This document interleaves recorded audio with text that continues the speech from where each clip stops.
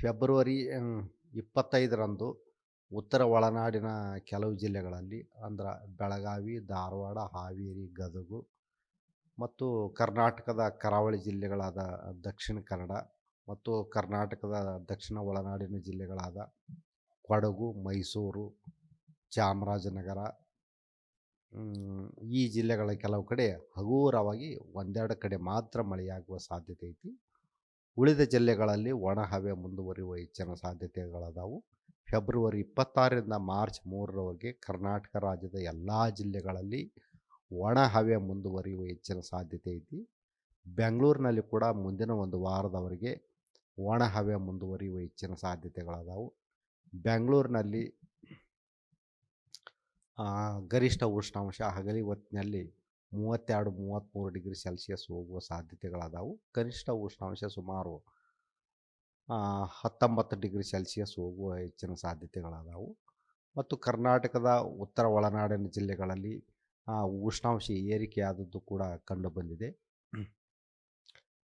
ಪ್ರಮುಖವಾಗಿ ಬೀದರು, ಕಲಬುರಗಿ, ಯಾದಗಿರಿ, ವಿಜಯಪುರ, ಬಾಗಲಕೋಟೆ, ಕೊಪ್ಪಳ,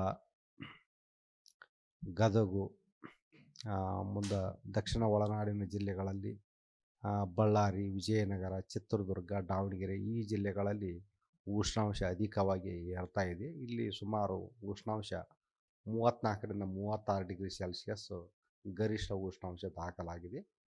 ಮುಂದಿನ ಒಂದು ವಾರದವರೆಗೆ ಉತ್ತರ ಒಳನಾಡಿನ ಬಹುತೇಕ ಎಲ್ಲ ಜಿಲ್ಲೆಗಳಲ್ಲಿ ಗರಿಷ್ಠ ಉಷ್ಣಾಂಶ ಸುಮಾರು 34ರಿಂದ 36 ಡಿಗ್ರಿ ಸೆಲ್ಸಿಯಸ್ ಹೋಗುವ ಸಾಧ್ಯತೆ ಐತಿ. ಮತ್ತು ಕರ್ನಾಟಕದ ದಕ್ಷಿಣ ಒಳನಾಡಿನ ಜಿಲ್ಲೆಗಳಲ್ಲಿ ಗರಿಷ್ಠ ಉಷ್ಣಾಂಶ ಹಗಲಿ ಹೊತ್ತಿನಲ್ಲಿ 33ರಿಂದ 35 ಡಿಗ್ರಿ ಸೆಲ್ಸಿಯಸ್ ಹೋಗುವ ಸಾಧ್ಯತೆಗಳದಾವು. ಮತ್ತು ಕರಾವಳಿ ಜಿಲ್ಲೆಗಳಲ್ಲಿ ಕೂಡ ಉಷ್ಣಾಂಶ ಅಧಿಕವಾಗಿ ಏರಿಕೆಯಾಗಿದೆ. ಅಲ್ಲಿನೂ ಕೂಡ ಗರಿಷ್ಠ ಉಷ್ಣಾಂಶ ಈಗ 34-35 ಡಿಗ್ರಿ ಸೆಲ್ಸಿಯಸ್ ಹೋಗುವ ಹೆಚ್ಚಿನ ಸಾಧ್ಯತೆಗಳದ. ಆದರೆ ಬೆಳಗಾವಿ, ಧಾರವಾಡ, ಹಾವೇರಿ, ಗದಗ, ದಕ್ಷಿಣ ಕನ್ನಡ, ಕೊಡಗು, ಮೈಸೂರು, ಚಾಮರಾಜನಗರ, ಹಾಸನ ಈ ಜಿಲ್ಲೆಗಳ ಕೆಲವು ಕಡೆ ಒಂದೆರಡು ಕಡೆ ಮಾತ್ರ ಎಲ್ಲೋ ಒಂದು ಕಡೆ ಹಗುರವಾಗಿ ಮಳೆಯಾಗುವ ಸಾಧ್ಯತೆ ಐತಿ. ಆದರೆ ಅಷ್ಟೊಂದೇನು ಮಳೆ ಬರೋ ಸಾಧ್ಯತೆಗಳಿಲ್ಲ. ಮುಂದಿನ ಒಂದು ವಾರದವರೆಗೆ ಕರ್ನಾಟಕ ರಾಜ್ಯಾದ್ಯಂತ ಒಣ ಹವೆ ಮುಂದುವರಿಯುವ ಹೆಚ್ಚಿನ ಸಾಧ್ಯತೆಗಳದಾವು. ಅಷ್ಟೊಂದು ಮಳೆ ಬರೋ ಸಾಧ್ಯತೆಗಳು ಈಗಿಲ್ಲ. ಕಲಬುರಗಿಯಲ್ಲೆಲ್ಲ ಗರಿಷ್ಠ ಉಷ್ಣಾಂಶ ಈಗ 34ರಿಂದ 36 ಡಿಗ್ರಿ ಸೆಲ್ಸಿಯಸ್ ತನಕ ಏರಿಕೆಯಾಗಿದೆ. ಮತ್ತು ಬೀದರು, ಕಲಬುರಗಿ, ವಿಜಯಪುರ, ಬಾಗಲಕೋಟೆ, ಕೊಪ್ಪಳ, ಗದಗ, ರಾಯಚೂರು, ಯಾದಗಿರಿ, ಗದಗ, ಬಳ್ಳಾರಿ, ವಿಜಯನಗರ, ಚಿತ್ರದುರ್ಗ ಈ ಜಿಲ್ಲೆಗಳಲ್ಲಿ ಕೂಡ ಮುಂದಿನ ಒಂದು ವಾರದವರೆಗೆ ಗರಿಷ್ಠ ಉಷ್ಣಾಂಶ 34ರಿಂದ 36 ಡಿಗ್ರಿ ಸೆಲ್ಸಿಯಸ್ಸು. ಮತ್ತು ಕರ್ನಾಟಕದ ದಕ್ಷಿಣ ಒಳನಾಡಿನ ಜಿಲ್ಲೆಗಳಲ್ಲಿ ಬೆಂಗಳೂರು, ಕೋಲಾರ, ಚಿಕ್ಕಬಳ್ಳಾಪುರ, ರಾಮನಗರ, ತುಮಕೂರು ಈ ಜಿಲ್ಲೆಗಳಲ್ಲಿ ಕೂಡ ಗರಿಷ್ಠ ಉಷ್ಣಾಂಶ ಹಗಲಿ ಹೊತ್ತಿನಲ್ಲಿ ಸುಮಾರು 33 ಡಿಗ್ರಿ ಸೆಲ್ಸಿಯಸ್ ಕೂಡ ಹೋಗುವ ಸಾಧ್ಯತೆಗಳದಾವು.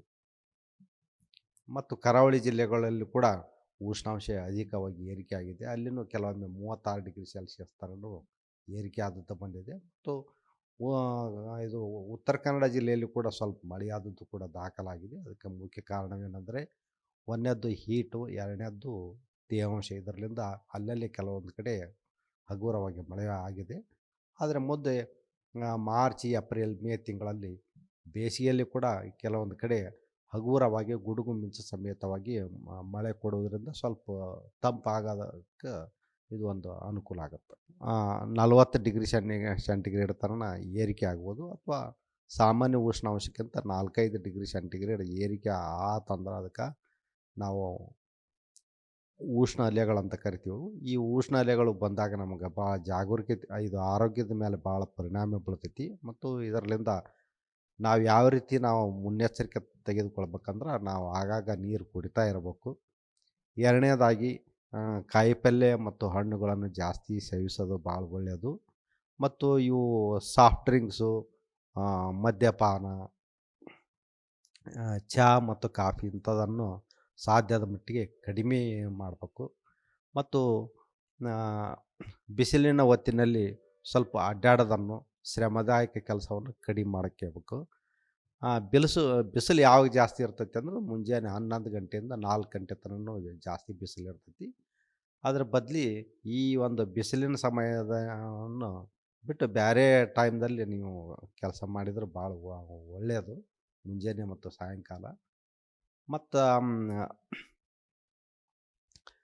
ಹೊರಗಡೆ ಹೋಗಲೇಬೇಕಾದ ಆದ ಪ್ರಸಂಗದಲ್ಲಿ ನಾವು ನೀರನ್ನು ಕೂಡ ನಮ್ಮ ಜೊತೆಗೆ ಒಯ್ಯಬೇಕು ಮತ್ತು ಛತ್ರಿನೂ ಕೂಡ ಒಯ್ಯಬೇಕು.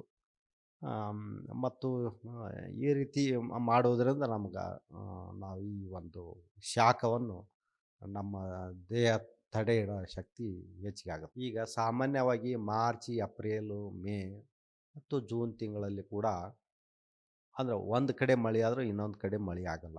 ಅಂದ್ರೆ ಇದಕ್ಕೆ ಮುಖ್ಯ ಕಾರಣವೇನೆಂದರೆ ಮೋಡಗಳು. ಅಂದ್ರೆ ಕ್ಯುಮುಲೋ ನಿಂಬಸ್ ಕ್ಲೌಡ್ಸ್ ಅಂತ ಕರಿತೀವಿ ನಾವು. ಈ ಕ್ಯುಮುಲೋ ನಿಂಬಸ್ ಕ್ಲೌಡ್ಸ್ಗಳು ಅದ್ರ ಉದ್ದಾಳತೆ 10ರಿಂದ 20 ಕಿಲೋಮೀಟರ್ ಅಷ್ಟು ಉದ್ದಾಳತೆ ಇರ್ತೈತಿ. ಆದ್ದರಿಂದ ಒಂದು ಸ್ಥಳಕ್ಕೆ ಮಳೆ ಆತಂದ್ರೆ ಇನ್ನೊಂದು ಸ್ಥಳಕ್ಕೆ ಮಳೆ ಆಗಿರೋದಿಲ್ಲ ಇದಕ್ಕೆ ಏಪ್ರಿಲ್ ಮೇ ತಿಂಗಳಲ್ಲಿ. ಅದೇ ನೀವು ಮನ್ಸೂನ್ನಲ್ಲಿ ಹಂಗಲ್ಲ. ಅದು ಸ್ಪ್ರೆಡ್ಡಿಂಗ್ ಜಾಸ್ತಿ ಇರ್ತೈತಿ. ಎಲ್ಲ ಕಡೆನೂ ಮಳೆ ಆಗ್ತಿರ್ತೈತಿ ಮನ್ಸೂನ್ಯಾಗ. ಇದಕ್ಕೆ ನಾವು ಪೂರ್ವ ಮನ್ಸೂನ್ನಲ್ಲಿ ಆ ಮಳೆ ರೀತಿನೇ ಬೇರೆ ಇದು.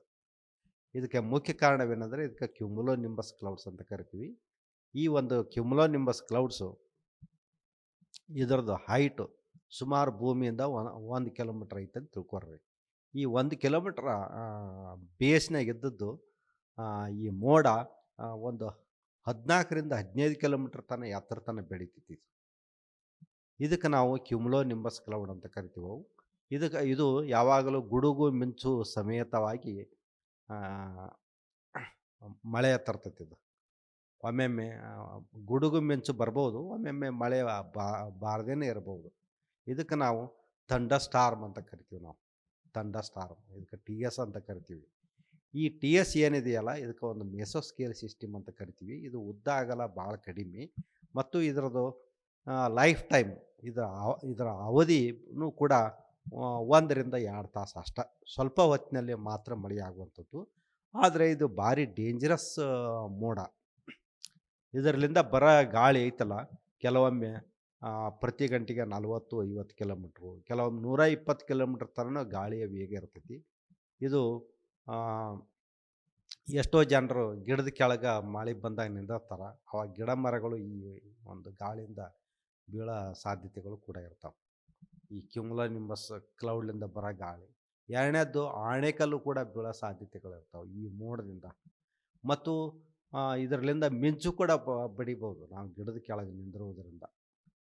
ಮತ್ತು ಇದರದ್ದು ಮುಖ್ಯ ಒಂದು ಅಂದ್ರೆ ಈ ಮಿಂಚು ಬರುವುದರಿಂದ ಭಾಳ ಜನನೂ ಆಯ್ತು ಅಥವಾ ನಮ್ಮ ಆಸ್ತಿ ಪಾಸ್ತಿಗಳು ಹಾನಿಗಳು ಕೂಡ ಆಕ್ಕವೆ ಈ ಮಿಂಚಿನಿಂದ. ಇದನ್ನು ಯಾವ ರೀತಿ ರಕ್ಷಿಸ್ಕೊಳ್ಬೇಕಂದ್ರೆ ನಾವು ಗುಡುಗು ಮಿಂಚು ಇತ್ತಂದ್ರೆ ನಾವು ಹೊರಗಡೆ ಹೋಗೋದನ್ನು ಸಾಧ್ಯ ಆದ ಮಟ್ಟಿಗೆ ಕಡಿಮೆ ಮಾಡ್ಕೋಬೇಕು. ಬಯಲು ಪ್ರದೇಶದಲ್ಲಿ ಈ ಮಿಂಚು ಬಡಿತೈತಿ ಮತ್ತು ಗಿಡದ ಕೆಳಗೆ ನಿಂದಿರುವುದರಿಂದ, ಎತ್ತರ ಪ್ರದೇಶದಲ್ಲಿ ನಿಂದಿರುವುದರಿಂದ ಈ ಮಿಂಚು ಬಡಿತೈತಿ. ಮತ್ತು ಸಾಧ್ಯದ ಮಟ್ಟಿಗೆ ನಾವು ಪಕ್ಕಾ ಮನೆಯಲ್ಲಿ ಇರುವುದರಿಂದ ಇದು ಮಿಂಚು ಬಡಿಗಲ್ಲ. ಮತ್ತು ಕಾರಿನ ಒಳಗೆ ಹೋಗಿ ನೀವು ಡೋರ್ ಹಾಕ್ಯಂದ್ರೂ ಇದು ಮಿಂಚು ಬಡಿಗಲ್ಲ. ನೀವು ಕೆರೆ ಬಾವಿ ಹತ್ತಿರ ಎಲ್ಲೆಲ್ಲಿ ನೀರಿನ ಇವು ಇರ್ತಾವಲ್ಲ ಅಲ್ಲಿ ಹೋಗಿ ನಿಂದಿರಬಾರ್ದು. ಅಲ್ಲಿ ಮಿಂಚು ಬಡಿಯೋ ಸಾಧ್ಯತೆಗಳು ಇರ್ತಾವೆ. ಕಂಬದ ಕೆಳಗೆ ನಿಂದ್ರೋದಾಗಲಿ ಮಾಡಬಾರ್ದು. ಗಿಡದ ಕೆಳಗೆ ಆಶ್ರಯ ತೊಗೋಬಾರ್ದು. ಈ ಮಿಂಚು ಭಾರಿ ಸ್ವಲ್ಪ ಡೇಂಜರಸ್ ಇದು. ಎಷ್ಟೋ ಜನ ನಮ್ಮ ದೇಶದಲ್ಲಿ ಮಿಂಚಿನಿಂದನೂ ಎಷ್ಟೋ ಜನ ಸಾವನ್ನಪ್ತಾರೆ. ಮತ್ತು ಎಷ್ಟೋ ದನ ಕರುಗಳು ಇದರಲ್ಲಿಂದ ಕೂಡ ಮಿಂಚಿನಿಂದನೂ ಸಾವನ್ನಪ್ತಾರೆ. ಇದು ಒಂದು ದೊಡ್ಡ ಇದು ಮುಖ್ಯವಾಗಿ ಮಾರ್ಚ್, ಏಪ್ರಿಲು, ಮೇ ಮತ್ತು ಜೂನ್ದಾಗೂ ಇದು ಭಾರಿ ಸಿವಿಯರ್ ಆಗಿರ್ತೈತಿ. ಇದು ಭಾರಿ ಸ್ಟ್ರಾಂಗ್ನೇ ಇರ್ತೈತಿ. ಇದರಲ್ಲಿಂದ ಜನ ಎಚ್ಚರಿಕೆ ತೆಗೆದುಬೇಕು. ಮತ್ತು ಮನೆಯಲ್ಲಿ ಗುಡುಗು ಮಿಂಚು ಸಮೇತವಾಗಿ ಮಳೆ ಆದಾಗ ನಿಮ್ಮ TV, ಲ್ಯಾಪ್ಟಾಪು ಇವನ್ನೆಲ್ಲ ಆಫ್ ಮಾಡ್ಕೋಬೇಕು. ಎಲ್ಲ ಎಲೆಕ್ಟ್ರಾನಿಕ್ ಇಕ್ವಿಪ್ಮೆಂಟ್ಸು, ಫ್ರಿಜ್ಜು ಏನೇ ಇರಲಿ, ಇದರಿಂದ ನಾವು ಇದನ್ನು ತಪ್ಪಿಸ್ಕೋಬೋದು. ಗುಡುಗು ಮಿಂಚು ಬಂದಾಗ ಸಾಧ್ಯದ ಮಟ್ಟಿಗೆ ಪಕ್ಕಾ ಮನೆಯಲ್ಲಿ ರೈತರು ಇರಬೇಕು. ಮತ್ತು ಕೆಲವೊಮ್ಮೆ ಇದರಲ್ಲಿಂದ ನಾವು ಪ್ರಿಕಾಷನ್ ತೊಗೋಬೇಕು. ಅವ್ರು ಯಾವ ರೀತಿ ತೊಗೊಳ್ತಾರೆ ಅವ್ರವ್ರ ಒಂದು ಅನುಕೂಲ ತಕ್ಕಂತೆ ಅದನ್ನ ತೊಗೋಬೇಕಾಗತ್ತೆ. ಬೆಳೆಗಳಿಗೆ ಏನಾದರೂ ಹಾನಿ ಉಂಟಾಗುತ್ತಾ? ಬೆಳೆಗಳಿಗೆ ಸ್ವಲ್ಪ ಹಾನಿ ಆಗ್ಬೋದು. ಬೆಳೆಗಳಿಕೆನ ಏನೋ ಅದನ್ನು ಬೆಳೆಗಳಿಗೆ ಹಾನಿ ಆದ್ರೆ ನಾವೇನು ಮಿಂಚಿಲಿಂದ ಏನು ಅಷ್ಟು ಬೆಳೆಗಳಿಗೆ ಹಾನಿ ಆಗಲ್ಲ. ಜೀವ ಹಾನಿ ಜಾಸ್ತಿ ಆಗುತ್ತೆ. ಅಂದ್ರೆ ಮನುಷ್ಯರಿಗಿನ ಇವು ಮಿಂಚು ಬಡಿಬೋದು. ದನ ಕರುಗಳಿಗೆ ಇವು ಮಿಂಚು ಬೀಳೋ ಸಾಧ್ಯತೆಗಳು ಇರ್ತಾವು. ನಾವು ಕೇರ್‌ಫುಲ್ ಆಗಿರ್ಬೇಕು ಇದರ್ಲಿಂದ. ಈ ಮುಖ್ಯವಾಗಿ ಬೀದರು, ಕಲಬುರ್ಗಿ, ಯಾದಗಿರಿ, ರಾಯಚೂರು, ವಿಜಯಪುರ, ಬಾಗಲಕೋಟೆ, ಕೊಪ್ಪಳ, ಗದಗು, ಒಮ್ಮೊಮ್ಮೆ ಧಾರವಾಡದಲ್ಲಿ ಕೂಡ ಇಲ್ಲೇನು ಬರ್ತೈತಿ ಹೀಟ್ ವೇವ್ ಬರ್ತೈತಿ. ಹೀಟ್ ವೇವ್ ಬರುವುದರಿಂದ ಜನರು ಭಾರಿ ಎಚ್ಚರದಿಂದ ಇರಬೇಕು. ಇದು ಏಪ್ರಿಲ್, ಮೇದಲ್ಲಿ ಇದು ಕಾಮನ್. ಮತ್ತು ದಕ್ಷಿಣ ಒಳನಾಡಿನ ಜಿಲ್ಲೆಗಳಲ್ಲಿ ಕೂಡ ಬಳ್ಳಾರಿಯಲ್ಲಿ, ಆ, ವಿಜಯನಗರ, ಚಿತ್ರದುರ್ಗ, ದಾವಣಗೆರೆ ಈ ಜಿಲ್ಲೆಗಳಲ್ಲಿ ಕೂಡ ಹೀಟ್ ವೇವ್ ಬರ್ತೈತಿ. ಮತ್ತು ಬೀದರ್‌ನಲ್ಲಿ ಕೆಲವೊಮ್ಮೆ ಆ, ಒಮ್ಮೆ ಗರಿಷ್ಠ ಉಷ್ಣಾಂಶ 47 ಡಿಗ್ರಿ ಸೆಂಟಿಗ್ರೇಡ್ ತನಕ ಹೋದದ್ದು ಕಂಡು ಬಂದಿದೆ. ಈ ವರ್ಷ ಒಂದು ಸ್ವಲ್ಪ ಆ, ಮ್, ಆ, ಪ್ರತಿ ವರ್ಷಕ್ಕಿಂತ ಈ ವರ್ಷ ಸ್ವಲ್ಪ ಆ, ಉಷ್ಣಾಂಶ ಏರಿಕೆ ಆಗುವ ಸಾಧ್ಯತೆಗಳದಾವು. ಇದಕ್ಕೆ ಬೇರೆ ಬೇರೆ ಕಾರಣಗಳದಾವು.